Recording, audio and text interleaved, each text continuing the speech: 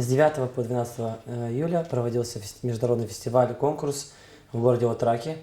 Поехали в составе 11 пар. Приглашение получили от греческой стороны. Выступили там с 3 танцами, две новых постановки, чубаны и сальбатаряска, и 1 болгарский танец.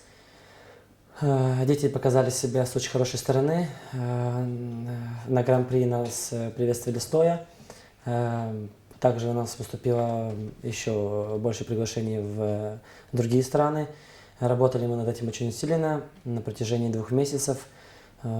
Дети все счастливы и готовы трудиться еще усиленнее. Финансовая сторона – это одно из самых тяжелых в нашей работе, так как нужно шить костюмы дорогостоящие, так как если есть даже поездка, это транспортные расходы, либо авиабилеты нужно покупать. Я благодарю меценатов села Авдармы, так как в любом нашем вопросе они дают положительный ответ. Нужно ли костюмы?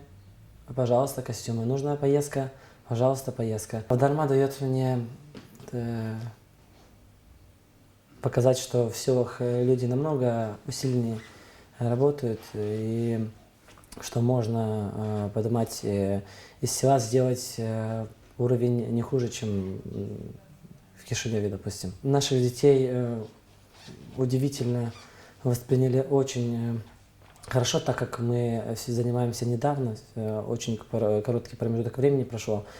Но в Гран-при наш и зрители, и коллектив другие аплодировали стоя, так как им очень понравилась наша культура, наши танцы, наши движения. Подходили хореографы, просили показать комбинации движений, интересовались у детей, как вы делаете ту комбинацию, разные рисунки. То есть наш колорит очень богат, просто нужно его продвигать и заинтересовывать людей в этом. При награждении Гран-при нам вручили вот эту статуэтку.